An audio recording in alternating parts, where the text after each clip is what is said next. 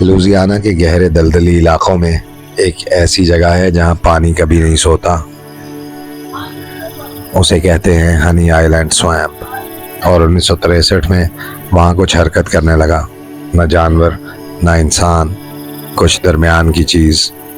سب کچھ ایک دریافت سے شروع ہوا۔ دو شکاری ایک چھوٹی کشتی میں دلدل کے اندر گئے، گھنی دھند کو چیرتے ہوئے جو پانی پر ایک جاندار چیز کی طرح چپکی ہوئی تھی۔ جتنا وہ اندر جاتے گئے اتنی ہی خاموشی بڑھتی گئی۔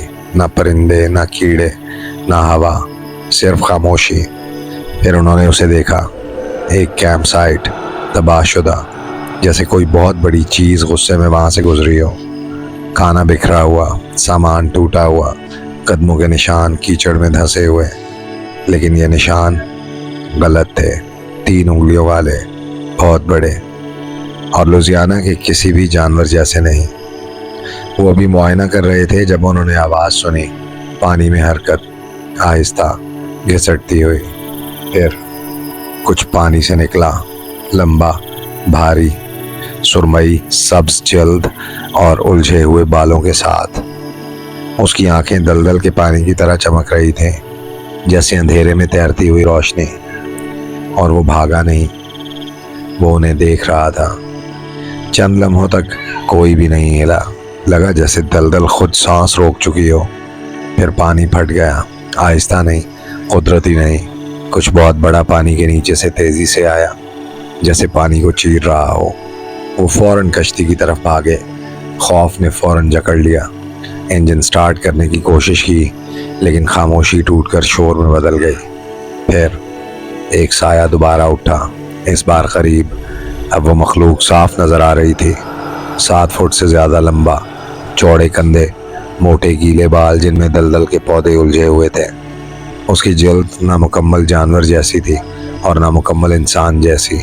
لگتا تھا جیسے دلدل نے اسے صدیوں سے اپنے اندر بٹھایا ہو۔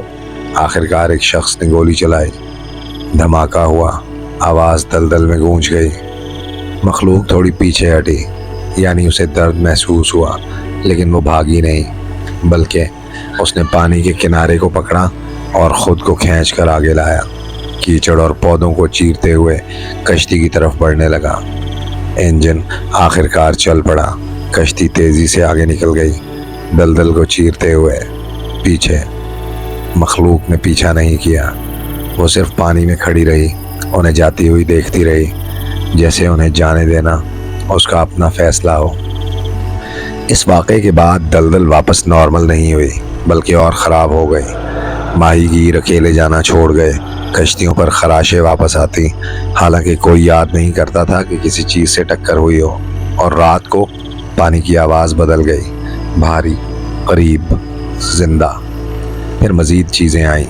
شکاریوں نے بتایا کہ انہوں نے ایک انسان کو پانی میں چلتے دیکھا، لیکن اس کے قدم انسان جیسے نہیں تھے۔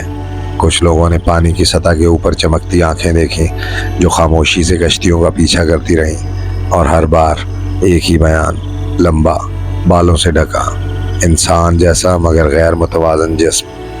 مقامی لوگوں نے اسے نام دیا ہنی آئی لینڈ سویمپ مانسٹر، لیکن جو چیز اسے واقعی خوفناک بناتی تھی وہ اس کی شکل نہیں تھی، بلکہ اس کا رویہ تھا۔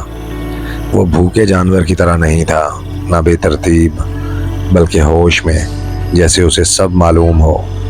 کچھ لوگ تو یہ بھی کہتے ہیں کہ یہ صرف ایک مخلوق نہیں بلکہ دلدل نے خود اسے اپنا لیا ہے، ایک چھپی ہوئی ذہانت جو وہاں زندہ ہے جہاں کوئی اور نہیں رہ سکتا۔